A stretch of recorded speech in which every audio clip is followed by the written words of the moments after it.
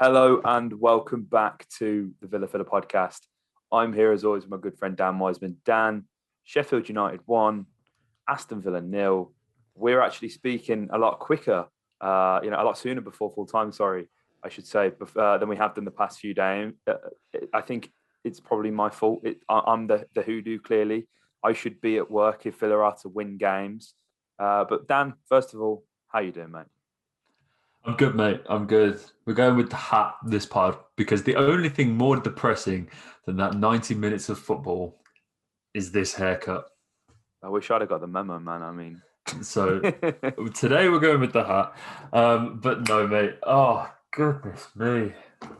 Not at the game. I just want to thank every single one of you guys that's currently listening to this podcast, because if you've come on YouTube and have actively searched for Villa content after that dross, you are the real MVP and For you are real. the backbone of this channel. So thank you very much to everyone that's joined us. We are usually the voices of optimism and reason amongst Aston Villa YouTube channels, aren't we, Dan? But today, I Yeah. think even you and I are going to find that difficult. I mean, you don't lose to a team that's, firmly rooted to the bottom of the Premier League table, a team who's only managed 3 wins before tonight in the entire Premier League season. And yes, the calendar doesn't deceive you. We're in March. They've managed 4 wins by March. Of course, it's a very typical Villa thing to do, to put in a really good performance against Leeds. When the odds are maybe somewhat stacked against you with an injured Jack Grealish, and no pressure really to win. Obviously, Villa are going to approach all of their games with the outlook of we're going to attack, we're going to win. Absolutely not suggesting otherwise. But this is a game. I think we've maybe had our expectations flipped 180. We've got our games wrong, Dan. If anything, we didn't expect to beat Leeds, and I think a lot of us were fairly optimistic coming to this game. Another game in Yorkshire against Sheffield United, which, let's be honest, Dan, hasn't actually in recent years been a very nice place for Villa to go. Obviously, we got the infamous win 2017, Robert Snodgrass at the death. I've got to say, probably one of the best away games I've been to, purely just for the fact of that late goal from Snodgrass. But it's not been great. This was a chance for Villa to get back-to-back wins for the first time in 2021. A feat we haven't yet managed to do coming into this new year. And I feel like from the get-go, Villa didn't set off with a tempo that they needed to against this kind of team. Dan, as you wonderfully highlighted in your preview, which, by the way, shout out to everyone who watched that. You guys are loving the previews. Sure. We're loving the support on the previews. So we really appreciate that. But one thing you highlighted, Dan, you have to pressurize that defense. And Villa didn't really do that all that often. And I'm trying to be as level-headed as possible in our analysis, Dan, because I know there was, we tried to be anyway. There was a comment who was replying to something that I said in the podcast, whereby I just apologized about how late the podcast was coming out. And they said, look, we appreciate the level-headedness, the fact we can come to this a day after, we can look at it with fresh eyes. So, of course, we're still going to try and provide somewhat of a balanced point of view. But it's very hard to, after that performance, Dan, as I say, Villa didn't attack the game, pressurise the defence in the early stages that they needed to really get under the skin of Sheffield United. And it only really went downhill from there after the goal, didn't it, really, Dan? Yeah, mate. Yeah, this sums it all up, doesn't it? We're about 5 minutes into that podcast, and I've only just realised that my mic was basically on the other side of the room. I just had to pull it in shot, so hopefully you guys can actually hear me now.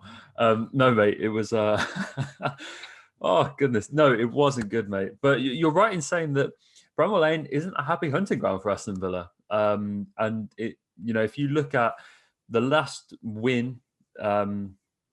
We got that 1-0 win against Sheffield in September. You remember, I think that was the first game of the season, wasn't it? Yeah. Emi says apparently, I think Ezri Konsa grabbed the winner. And apart from that, that has been, one of the only wins that we've had, bar that Snodgrass 90th minute winner back in 2018. We've only won 2 of our last 9 games now against Sheffield United. And the Villa today didn't really go out to play like we always expected that Sheffield United would have more to play for in that game, but Villa never really went out there to play like we had much on the line. And, when we were that one win, takes us within 3 points of the Champions League spots with a game in hand. That performance and that lack of desire and I don't think, I'm not going to sit here and say that the lads weren't trying, because I don't think that's clearly what was happened. I just don't think we had the nous to break down that Sheffield United team. And look, let's give some credit where it's due, mate, how well they defended, especially with 10 men.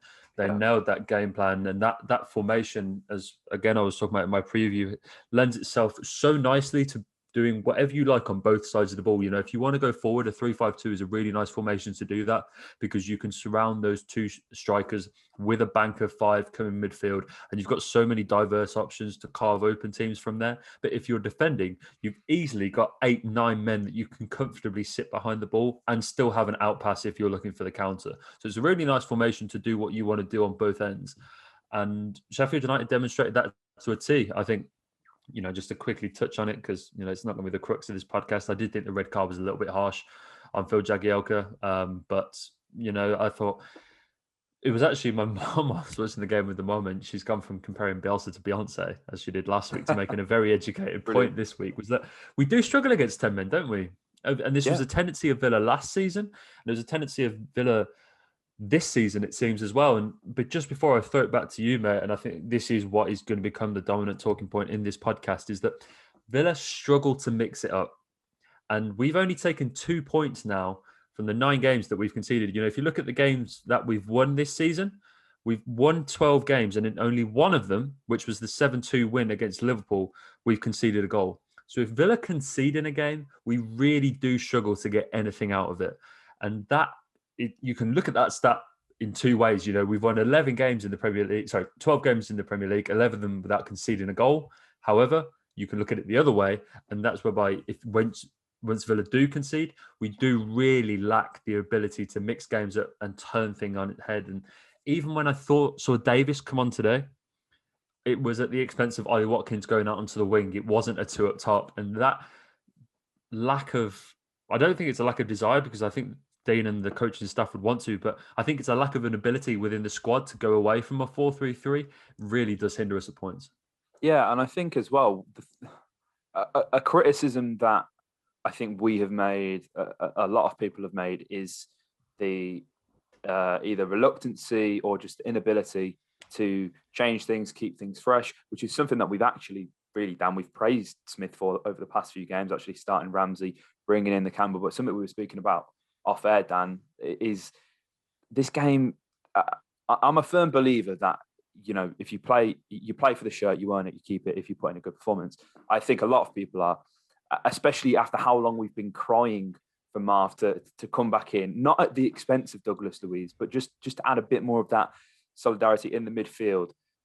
Today was a game that didn't really lend itself to Marv, and I'll tell you why. Starting the game with Douglas Luiz on the pitch instead of Marvelous Nakamba, it provides you with an outlet that Marv doesn't necessarily have. The kind of game that we put Marv in the midfield for against Newcastle, against Arsenal, them kind of games where there were some real enforcers in the middle. Sheffield United are just going to outrun you. They're not. We actually drew ourselves into a bit more of a physical battle than this game actually ever needed to be, Dan, purely through the fact we went 1-0 down and we actually gave Sheffield United something to fight for. The minute they scored their goal, they had something that they had to keep the clean sheet. They had to get the points. They had to the full 3 points. So that's when we actually saw them really come out of their shells. They really came out and fought, tough and nail. And again, absolute credit to them. So we inadvertently made Marv essentially play in a game where you would go, yeah, okay, physical battle, yeah, but you needed that progressive midfielder to bring Villa forward, especially during the second half, because it became so much of an exercise in hoofball, which is very worrying. Because again, another point that we've made in recent weeks, Dan, is that there's no plan B. Plan A is plan B, but with the same with different personnel, and then plan B becomes hoofball, and that's not very effective, as shown in the statistics you've just listed, Dan. When Villa have gone a goal behind, we've only managed 2 points in games. It's not very good. It's not very effective. And it leaves me wondering, just after, the past few podcasts where we've actually praised Dean for keeping things fresh. Today, I can't help but feel like this was a game for Douglas Luiz. The fact we didn't see him as well was kind of I don't want to say worrying. I think we've kind of all come to the conclusion that Louise was one of the few in the squad that had COVID. So it makes sense to give him as much rest as possible. But I can't help but feel that this is a totally different game if you play Louise. And again, this is no Marv slander, Dan. This really isn't, because we've been screaming for him to come in. So before people come at us in the comments, saying we're hypocritical, players, there are certain players that lend themselves to certain games, and that's been my point this whole time with Marv. And coming into this game, of course, it's easy to say with hindsight now, but I feel like a lot of Villa fans would be on the same page as here, Dan. Before this game, you start Douglas Luiz. Yeah, mate, and we can say that in hindsight is a wonderful thing, but this is something we talked about in the last podcast, was that it wasn't a game that lends itself to Marvelous Nakamba, and unfortunately, maybe someone like Louise would have been better off. And I think, I just want to make it clear that I don't think Marv did anything wrong, so to speak. I'm not sat here saying that Marv had a bad game. It's just that the things that he does aren't suited to this one, and so whilst he did those things very well in his own right, Douglas is always that better ball player. He's always, to use that that word that sums it up perfectly, he's more progressive. And when you've got that formation, Dan, like that we were talking about with Sheffield United, where they can camp on the edge of their own box and are so hard to break down, you need to up the tempo. You need to have passes going left, right, left to right. You need to switch that back line from side to side to side to side. And as soon as that opening comes up, you take it, and that penetrative pass goes in behind, and you reap the rewards. And Villa, I felt that we never got the tempo established today. I didn't think that JJ had his, I thought he was brilliant against Leeds, and unfortunately, I just don't think this game, particularly, it's a very tough game to put JJ into, and I don't think we saw the best of him tonight, unfortunately. And I hope that's, I hope that won't affect his chances of starting in upcoming games, because I thought he really gave us a breath of fresh air against Leeds. But I was, when Ross came on, I thought that might have just upped the tempo a little bit, but it never really got going. And by God, we missed our captain tonight, didn't we? I mean, I know that's sort of some really surface level analysis there, but when that isn't going and you can't get that lack of tempo, and that you can't necessarily switch up your offensive patterns and systems as you'd like to, just having a player that can run and take players on, and you don't have to beat one or two players with a pass. You can just do it with this exceptionally gifted dribbler who can comfortably weave his way inside his fullback, inside a centre back, and create a chance.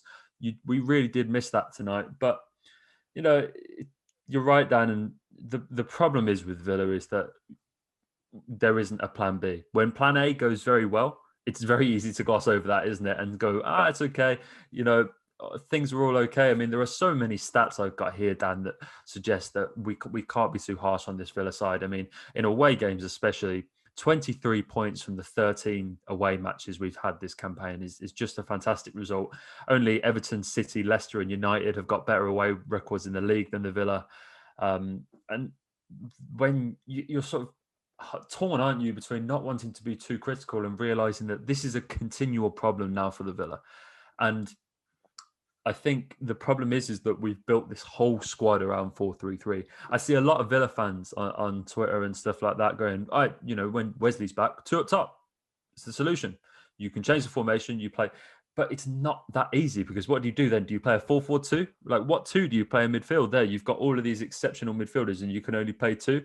Or, okay, you can go, Sheffield United style, you can go a 3-5-2. But then who do you play? You then got a diamond, but that, who do you play at the base? Can you trust Luiz to operate in a sole six? Or you put Nakamba there and we see the problems we have today. You go to a 3-5-2, who plays in the wide spots? Is it the wingers or is it the fullbacks? Are you really going to bench the likes of Bertrand Traore, El Ghazi, Trezeguet, all of those wingers? There's so many different issues that come with playing two up top. It's really not as easy as just going, okay, that's okay, Wesley's coming back. There's a perfect little and large partnership with him and Ollie Watkins, and that solves all of Villa's problems. It doesn't. It really needs to be more thought out than that. And I think, as I was saying, we've built this whole squad around playing either a 4-3-3 or a 4-2-3-1, which are different formations, but inherently quite similar. It's only really the difference in the sort of levels of the wingers and the positioning of that midfield triangle that alters. That it really does hinder us in games like this. And it's not necessarily a formation that can break teams down too easily. And Villa, as we get better, we're going to have to do more of that. You know, as Villa get higher up in the league, teams are going to be happier and happier to just sit back and see what points they can take from the Villa. Yeah. And we have to develop an ability to break those teams down, because ultimately, Dan, if we want to be in Europe come the end of the season, if we want to be challenging the big boys and have this fairy tale season, you can't be losing away to Sheffield United, especially not with 10 men. You can't, but I think, Dan, you've said we've built this squad to play 4-3-3, 4-2-3-1, however you want to look at it. That's completely fine. A big, the biggest and arguably most important position in modern day football in a 4-3-3, however you want to look at it, is the fullback, Stan. Mm-hmm. Now, I like looking at these average positioning, man. But I didn't even need to look at this tonight to tell you Ahmed Al-Mohammadi's positioning was an absolute joke. It really was. Now, yeah, he was. Again, if I remember in the edit, I'll put this on screen. If not, you can go and check this out on Who Scored. They have a very detailed breakdown of average positions, shot zones, action zones, that kind of stuff. So one thing you've got to note is that the positions are going to be somewhat skewed, given the fact we played against 10 men for so long. So naturally, that's gonna lean Villa into more of an attacking shape, which is certainly what is shown here. Matt Targett is a hell of a lot further up the pitch than Ahmed Al-Mohammadi, but I don't really have a problem with that, because that's a position that Targett is usually occupying, and the defensive contributions have been second to none this season. No complaints with Matt Targett defensively. Al-Mohammadi's position, slap bang on the halfway line, invites so much pressure on Villa, Dan, in the defensive phase. And let's be honest, Villa were very passive in this first half. We were playing with essentially what was a flat midfield three. There was no sort of two sitters. You weren't having McGinn and Nakamba as at the base. Ramsey certainly at times was certainly when you're in possession a lot further up the pitch. But when Villa were defending and out of possession, it was a flat 4-3-3, which is very worrying, because I mean, you have three men in the midfield, but if you line up playing 4-3-3 and it is as flat as it is, then you're inviting pressure just, by not having a midfield, your midfielders applying pressure. You've not got that, essentially that extra level of protection on the back four, which is where Marv occupies. Now, the kind of average position does suggest he was a bit deeper, but in the first half, it was frustrating, Dan. It really was, because, we've done a lot of complaining here, but Villa had some very good efforts. There was, 10 minutes in, Traore had a deflected shot. Ollie Watkins heads the ball across to John McGinn, manages to hold his run up very well, drags the shot just wide with his weaker foot. We haven't even spoke about the Ollie Watkins incident, which happened not too long after that, which I've got to be honest, I don't really have an opinion on. I first of all think it's outside of the box. Second of all, I think it's incredibly harsh. If you're going to give a penalty, but it's not a penalty anyway, because as I've just said, it's outside the box. And thirdly, I mean, Villa don't score a free kick anyway, so what does it matter? And listen, we had so many more efforts in the second half. So just looking at the stats, Dan, as well. Villa had 15 attempts, 12 from open play, 3 from set pieces. It was just constant long balls to the back post. And again, to what effect? There wasn't any. And whether you like Keenan Davis or not, if you're going to do that, get him on earlier. Let him have an impact on the game. Or, even when you put him on, as that ball was essentially going out to Bertrand Traore every single time, just keep Ollie in the middle and put Keenan on the wing. He played on the wing for Biggleswade. Of course, he's not got that blistering pace to play on the wings. I'm in no way suggesting that he does. But the underlying motif of all of our podcasts, Dan, is about flexibility and the inherent lack of it from Dean Smith, from Villa. And it became very frustrating just watching every sort of 30 seconds for the last 12 minutes a ball get pumped into the box, just as we're edging closer and closer off our seats, hoping, blinded by the delusion that Villa are actually gonna somehow get the ball in the onion bag. It wasn't going to happen. It was incredibly frustrating.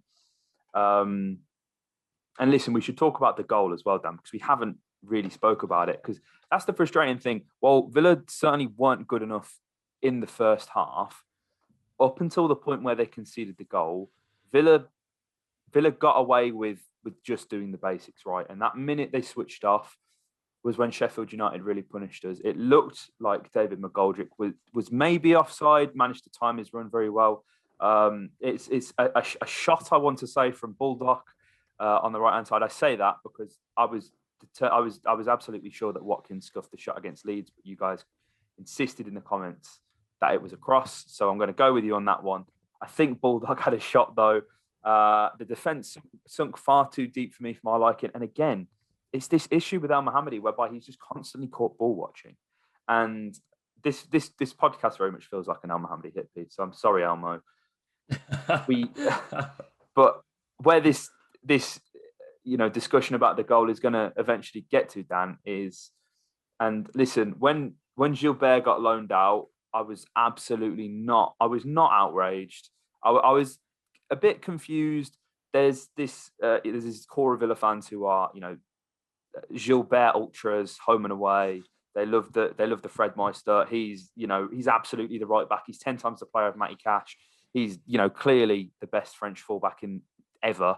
But for the first time, Dan, I've got to be honest, today, I was genuinely thinking, wow, we've really let go Gilbert to Strasbourg. He's in Who Scored's Team of the Month. He's been in the Team of the Week for the 3 games he's played as of recording this. I am genuinely miffed by the decision now. And this isn't me fanboying over Gilbert. I'm just thinking, would you or I have done worse than Elmo tonight, Dan? I don't, mate. The thing is what's very, That's very the regard interesting I hold about Elmo this. in. Yeah. Am I a better fullback than him? Yes. What's very interesting is that in his presser, Dean has just outed John McGinn for their goal. Well, he did switch off as well, and that's sorry, I didn't finish the very brief analysis that I've just neglected there. But yeah, he's also, equally as guilty there. But a striker coming in on the back post, I'm sorry, that's a fullback's responsibility. Of course, the midfielder has to maybe track the run, but McGinn, yeah, he should do better. But let's not. I feel like the past few weeks we're really trying to do McGinn dirty, to be honest. But no, as you say, Matt, as wrong, you said, the thing is with Fred is that when he went out on loan, I could understand the decision because I think Matty Cash just does what Frederick Gilbert does, but better. I think they're very similar players in the sort of fullbacks that they are. And I thought Matty was just a better version of what Fred was. And I think in keeping Elmo, at least that gives you an option because Elmo is a deeper sitting fullback, and it pains me to say this. Yes, well, supposed to be. It pains me to say this, but he's probably the best crosser in the squad. Not off today's showing, mate. No. Awful. Well, I thought everyone was poor. He just couldn't do it today. But that pains me to say. But I mean, now that Connor's out on loan as well, I don't think. Is Elmo Mohammadi probably still our best crosser of the ball? There's every chance. And when we loaned him out, as I said, I wasn't too aggrieved. And it's tonight when you see Fred, not only but he's got 2 assists in his first 3 games with Strasbourg. And he's got that offensive output, which Elmo doesn't necessarily have. And look, this isn't Elmo's slight. He's provided some big moments for the club. Oh, yeah, 100%. And I thought he did all right against Leeds, but no, tonight he was just out of his depth. But and the goal, when you watch it back, watch Elmo, watch McGinn, and you'll see why we can all be so aggrieved. But sort of getting on past that, mate, and sort of I think it's about time that we sort of, as is with Villa, we look ahead and when we have played poorly this season, there is usually we do tend to put in a bit of fight in the next game on the whole. You think back to that showing against West Ham. We then went and beat Arsenal the next game. When we lost 3-2 to Burnley, we went and beat Southampton in the next game. We lost at City. We went and beat Newcastle. And so, there is a generally positive trend of us doing better in the next game. And it is a very big game this Saturday, Dan. Quick turnaround for the Villa boys as we welcome Wolves to Villa Park, who I think yesterday, when Conor Cody gets that goal, we all thought they were going to be the side to stop that run that City are on, where they're just steamrolling. I think 21 teams in a row now, but nope. Mental. They continue to steamroll. 3 goals in the last 10 minutes, and they win that game 4-1. Big game. It is my initial thought. But do you know what? Wolves aren't having the best of seasons, and I think they're going to, it's going to be the kind of game at Villa Park where they're very much coming with a point to prove. Dan, we've seen tonight, Villa don't necessarily do the best when they come up against the side who's happy to just sit behind the ball. And let's be honest, that's what Wolves do. You can glamorize it as much as you want with your Ruben Neves, your Rui Patricio, all these brilliant players, but they're essentially a counter-attacking team that like to soak up possession and hit you on the break. And listen, it was, very, very close. The tides swung when Gabriel Jesus came on. And that's a sentence I didn't think I'd say in the year of 2021, because he has been bang average for the longest time, but came on, come up clutch when it mattered for Manchester City. I think there's a lot of things you can take from that game, which we're not really going to go into too much detail of now, because I will be trying my very best over the next few days to preview that in under 150 seconds for you guys. But it possesses a whole load of different challenges for Villa, Dan, because, as you said, we've not really, Villa haven't had necessarily a bad patch of form yet. We've actually been fairly inconsistent where, Villa have won a game, draw, loss, where we haven't consistently lost games, which is good and which is a very important thing to remember. Trying to be positive after this game, but there's going to be a lot of pressure on Villa to win this. Of course, the media outlets will big this up a lot more than it ever needs to be. But it's going to be a very tough game. I am not really looking forward to it. That podcast is actually going to probably come out the day after as well, because I think I'm at work. I couldn't get that off or swap. So I'll be working with my friend Joe, who's a Wolves fan, which is going to be it's going to be a delight. It's going to be lovely. How are you feeling ahead of this one, Dan? Because just quickly scrolling through Twitter, and I always find this, right. You get one idiot who's like Dean out, and then you get 1,000 people saying whoever's saying Dean out is stupid. You always see more people reacting to the one person who says that, and I'm seeing a lot of, people are stupid if they're calling for Smith's head. That's ridiculous. But again, we're here, Dan. It feels like we very much today took one step forward and 2 back in terms of, again, I've said it so many times, but just the flexibility, not only in tactics, but in personnel. Hopefully, we can take that step forward against Wolves. But I mean, it wasn't all sunshine and rainbows last time, Dan. It was very much smash and grab late on, wasn't it? Yeah. I have 2 issues with this upcoming game. Issue number 1. Remember last week when we were talking about this really kind of very winnable run of 5 games that we had before that very tough run in? Yeah. The most winnable of those 5 games, we just lost 1-0 against 10 men. So there you go. There's issue number 1. Issue number 2 is something that isn't going to sound like an issue at the start. The issue is that Dean Smith has said Jack Grealish might come back, which means we won't be seeing Jack Grealish for about another 10 years, because we're going to be playing the Ross Barkley game whereby it was like, I think we could be seeing Ross, and about 4 years later, we're still like, damn, where is Ross Barkley? Dean plays this really weird game where he never actually tells us how long a player is injured for. Wesley has been coming back into full contact training for about 6 months. It's like, this week, I think we might be seeing Wesley back in full contact training. 2 weeks past, he's like, full contact training this week for Wesley. Well, Dan, if you want team news, you just got to look at Matt Targett's FPL transfers, haven't you? Yes. It's far more reliable that way. Jack might be coming back, and what a saviour that would be. But working on the assumption that he's not, it's going to be a very difficult game. But as I said, Villa do have that tendency to bite back. And my worry is that with this game, mate, is that if you then lose that game against Sheffield United, you then lose a rivalry, not a derby, but a rivalry with Wolves.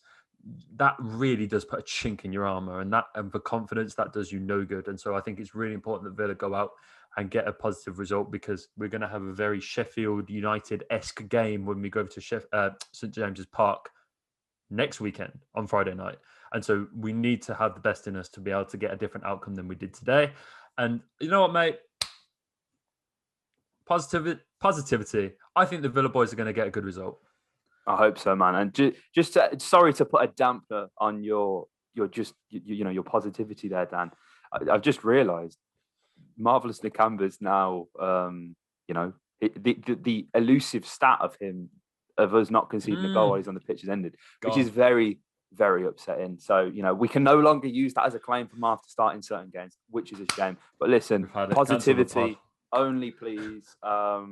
Let us know your thoughts in the comments below. Let's be honest, it was a dreadful performance. Please feel free to vent in the comments. Let us know your thoughts, and let us know your predictions as well for this game against Wolves. I will be back within the next day or so with a preview in under 150 seconds on how Aston Villa can beat Wolverhampton Wanderers. If you enjoyed this podcast, hit the like. As I say, comment your thoughts below. Just come to the comment section and vent. It helps you. It helps us. It helps everyone. And Dan, we're 60 subscribers off 4,000, which is absolutely mental. Oh, man. I think we'll do, when we hit 4,000, we're going to do a shirt giveaway. So make sure if you're not subscribed, you do, because there's about 55% of you guys who watch this who isn't subscribed. So just subscribe. You're watching anyway. If you enjoy the content, we'd really appreciate it. As I say, like, comment, subscribe, and up the Villa.